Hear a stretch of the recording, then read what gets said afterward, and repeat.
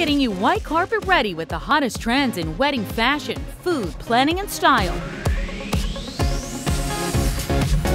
It's everything you need to get ready for your big day.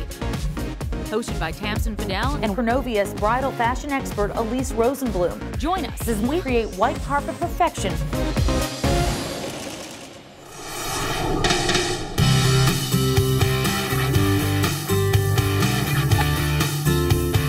Seeking adventure, an exotic getaway, or stretches of white sandy beach, we've got the hottest honeymoon destinations.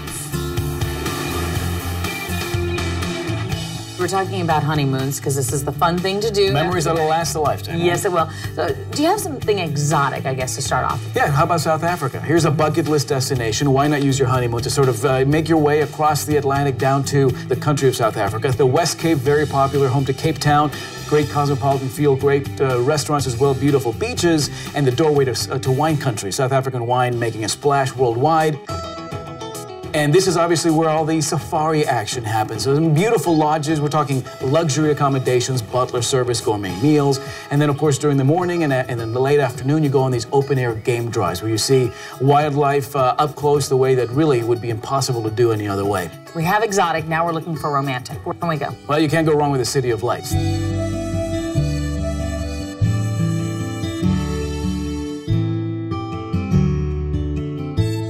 Paris, obviously synonymous with romance. It's that kiss under the Eiffel Tower. It's that hand-in-hand stroll down the Champs-Élysées. Obviously, rich history there. It's the Louvre Museum.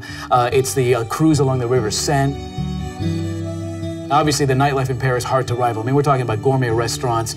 You could do the dining on top of the Eiffel Tower. Wonderful shopping as well. If you're not going to go into the Eiffel Tower, the beach would be nice. Yeah. Where do you suggest? Domestically, it's tough to beat the shores of Hawaii. And you can do very touristy Hawaii. That's Oahu. I think one of the most unspoiled places is Molokai, and I think Maui, particularly Wailea, is right in that soft spot in the middle, where you get a little bit of what you want as a tourist, some great shopping, some great gourmet dining, and at the same time, some unspoiled space that is hard to rival. Wailea is on the southwestern end of Maui. The weather tends to be a little bit nicer. You've got about 4 major, beautiful resorts right on the water, and then you've got some of the best snorkeling you'll ever see. And also some of the best golf on the island exists in Wailea, 3 major golf courses.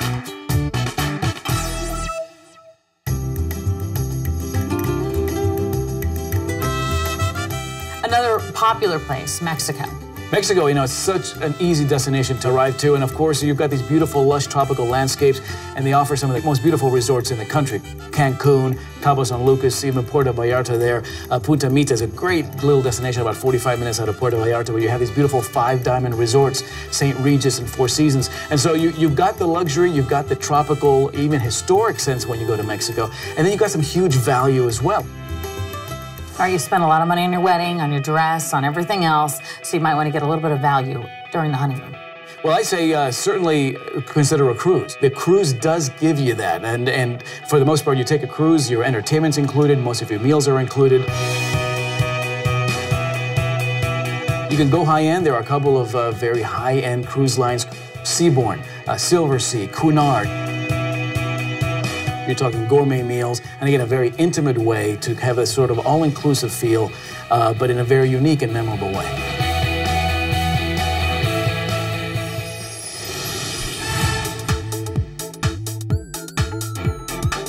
If you need a little sweet inspiration, we've got some of the most creative confections. From multi-tiered magic to clean and classic, wedding cakes are a fun way for couples to infuse personalities into their big day. Heather Barranco of Dream Cakes gives us a few of those sweet trends. I got into the cake baking business basically because I grew up around cooking and baking. My family had a catering business. My dad was a chef. My grandparents also owned 2 bakeries. So I think it's in my blood. I came up with the name Dream Cakes because this is about fulfilling our clients' dreams. I look at cake as being art. It's just another art medium. Some people use canvas as their art medium. Some people make sculptures out of clay, and we use cake to sculpt and to design and paint on. It's just a different medium. We have actual artists that work here. We really pay a lot of attention to detail. Everything's hand-painted. All of the sugar flowers are hand painted with petal dust. We make all of our figurines by hand. A lot of times we'll make these custom cake toppers, and so those are all hand sculpted. And design is not just about what something looks like, but really being able to analyze your consumer and to give them exactly what they're looking for.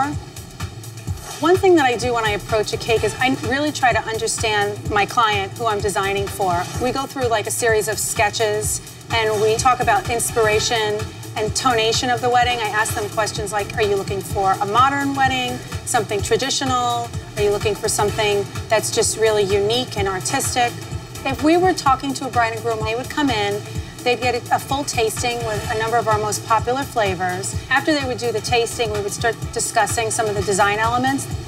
One of the things that a lot of couples are interested in doing is a sweet table. It's a table that's designed around a color scheme. It usually has a theme to it and a feel.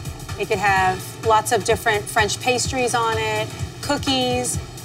So you're adding the elements of the design of your cake, the design of all the wedding elements, your colors, and it just adds a whole nother level of design perfection.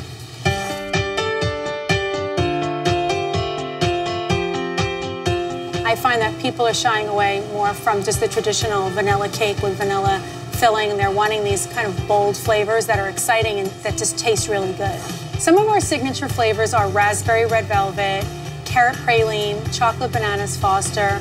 These all have the base of a flavor that you've had before, but we kind of step it up and bring it to the next level. Some of the most popular things I'm seeing right now is a trend towards using French macaroons. People are either buying them as plates on their table, or they're giving them away to their guests as gifts. Cupcakes are still a trend. I find that cupcakes are definitely for more the budget-minded bride, or somebody who's looking for something that just looks more fun and playful. Maybe they're having an outdoor wedding in their yard or whatnot. They do have a sense of whimsy to them, so it's a certain type of style. It's definitely not traditional.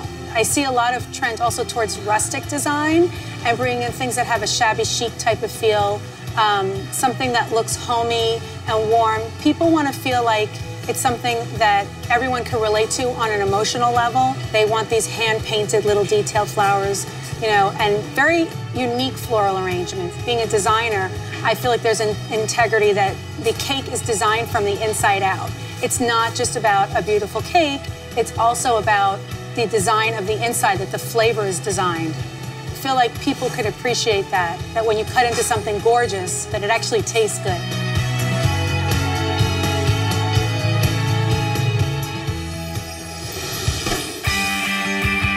Coming up, nuptials take to the seas, and we've got style inspiration straight off the runway.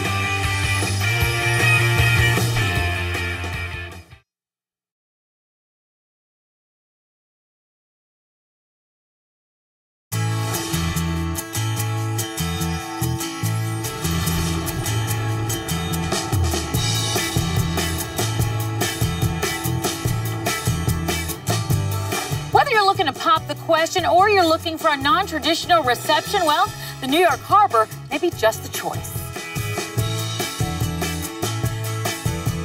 Let's talk about the Zephyr. What makes it such a unique place to get married?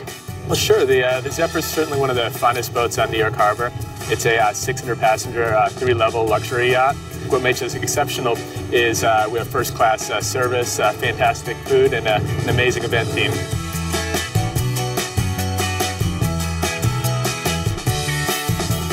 What do people get when they board the Zephyr? Well, we give some of the most fantastic views in the world, including the Statue of Liberty, the Manhattan skyline, and the Brooklyn Bridge.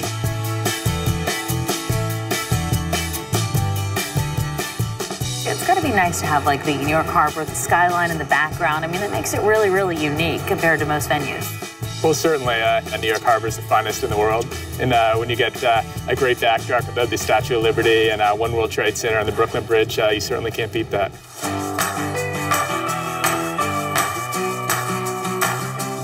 So tell me some of the different ways that you could use it, because I know it could be a non-traditional venue, a cocktail reception. You could do a bunch of different things. Well, you know, we've done some amazing things. One of my favorites, we've had champagne dessert cruises, and someone actually had fireworks out here at the Statue of Liberty. And we've actually had people come and propose on the Zephyr and then come back and get married later. There are a couple of different ways to actually use the yacht for your wedding. Oh, absolutely. So you can host your reception here, You can host your ceremony on board. We have champagne dessert cruises in the evening, or you can have a cocktail hour.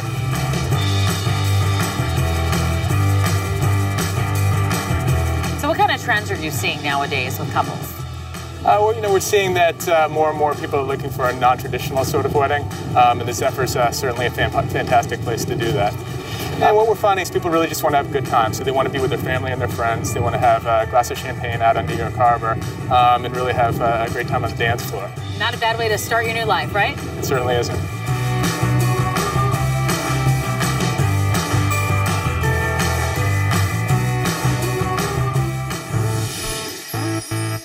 Color, cut, style, fabric. Lots of details to decide when choosing your bridesmaids' dresses. The bride needs to choose a color that will work for everyone. That's where the challenge lies. I chose a one shoulder because it's a great option for a bride that really can't use a strapless for some of her girls. And again, that's another challenge. It's a very simple dress. And I think when choosing dresses for bridesmaids, simplicity is really king. I love color for bridesmaids because you want to surround yourself with color, especially at the final result is your photography. And there's nothing prettier than to be surrounded by color. Overlays, very, very hot. As you can see here, this is a chiffon overlay. The overlays, whether it's chiffon or whether it's organza, incredibly strong.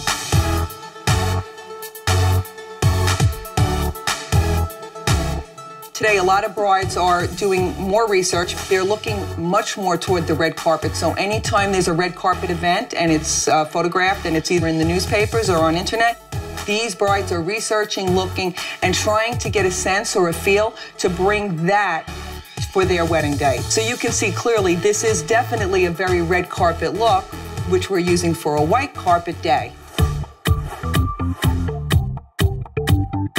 Another trend right now, and a lot of brides are opting for, is the short bridesmaid's dress. Short can be used for afternoon, twilight, going right into evening. Necklines, always hot in bridesmaids. Shoulders are trending for 2013. When it comes to shopping for your mother of the bride or your mother of the groom gown, there is a small bit of etiquette that has to be followed. Now, of course, we can't really do anything about dresses for bridal party or moms until the wedding gown is actually purchased. After the bride has decided that this is the gown, everything plays off that wedding gown. In this case, we've decided to do two different contrasting colors, yet I think that they still both work, particularly because of the red carpet influence, and we're bringing that into the white carpet. The silhouettes are column, and that's what's really trending right now. This is an overlay with the drape and the beading, but you can see the way this draping is, and the high ampere gives her the illusion of height. So in the photograph, she'll appear taller than she really is. Just this beautiful drape, and it's very glamorous. And what mother doesn't want to feel glamorous that day?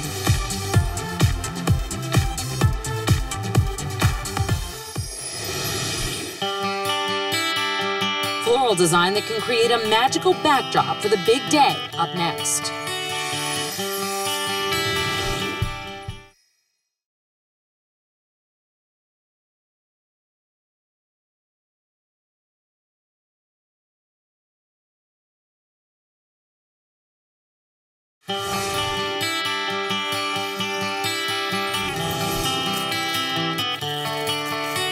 From bursts of color to organic textures, wedding day floral design has become a true art form. Flowers can really set the overall feel and tone of the wedding day.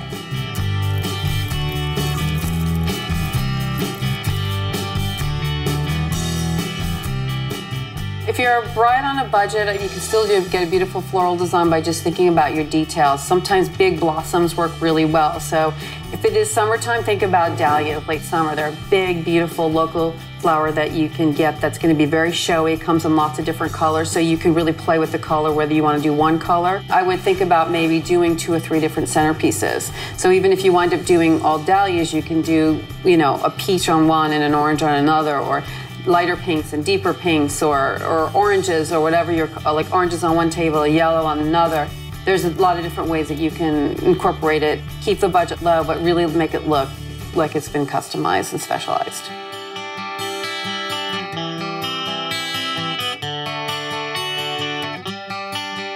Years ago, maybe more people would come in and say, I have 100 people, 10 tables, I need 10 centerpieces, I like blue. And we would do that, and then how many bridesmaids, and it would be pretty specific. Now every detail is really, almost every detail is pretty customized based on places that people have been to that we've incorporated, if there are cultural differences in the couple, we would incorporate both cultures into the wedding, into the decor one way or the other, either at one element or carrying it throughout. It's absolutely telling a story about the couple and their history together and how they met. It's more than just the flowers too. It's the flowers and the decor throughout that really telling the personality. So I think people are looking at things more carefully than they did say 10 years ago when we got 10 centerpieces and 4 bridesmaids bouquets and 6 boutonnieres. Everything's being thought out a lot more carefully.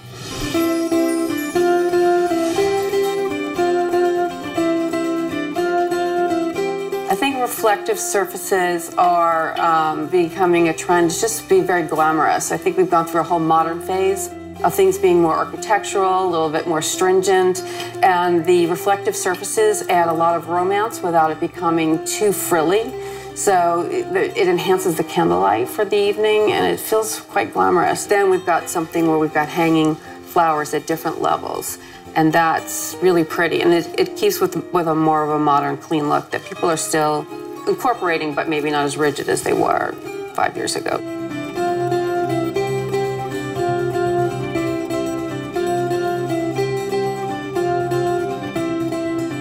Bouquets are getting smaller, so they're not as huge as they used to be 20 years ago and not even 5 years ago. I think it's becoming something that's pretty to hold in your hand. Special flowers.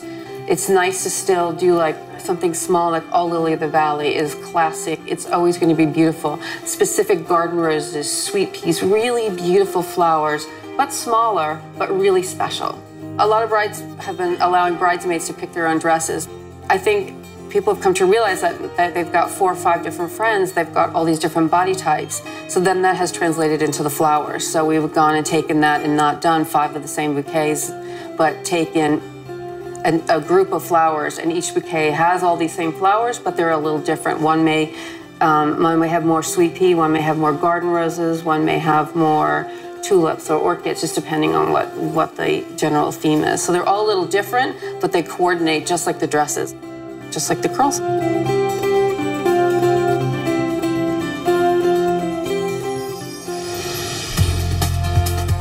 Straight ahead, from the coolest gizmos and gadgets to tableware trends, we help you navigate Wedding Registry.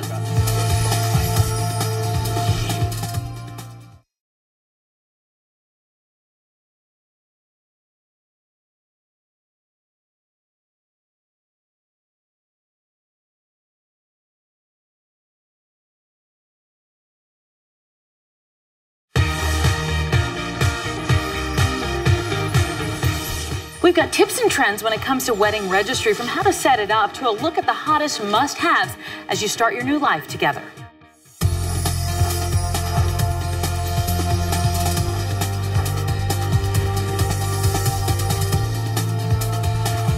Well, tell me a little bit about the registry. Where does it all begin with regard to the couple? Where do they start? It can be overwhelming. It can definitely be overwhelming, but the most important thing to remember is that registering is one of those fun times that you get to have. Starting here, thinking about what you have already, what you're going to need in the future. That's the fun part, when you get to build your life together through your registry. Where do you start in terms of what you want to look for? I saw #1 mistake is that a lot of couples don't pick quality first. So where do you go in terms of price point? Quality is very important, whether it's china from Lenox, whether it's cookware, great cookware, something that's going to last you a lifetime that you could even pass down to your kids at some point.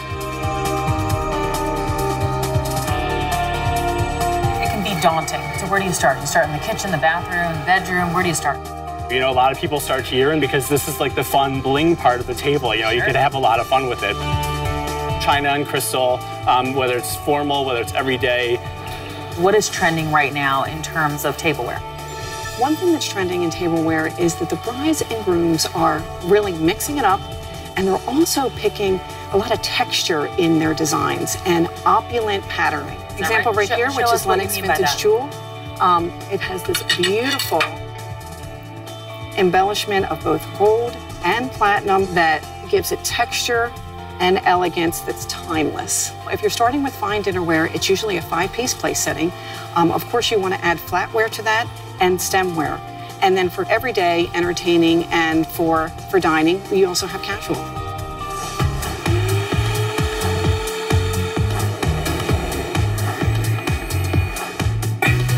Great gadgets, in the housewares department, great cookware, towels, great bedding. And so those are really some great departments that you don't want to miss, like registering for. You have your wedding date. How far out should you come in to register? Is that something you do right away?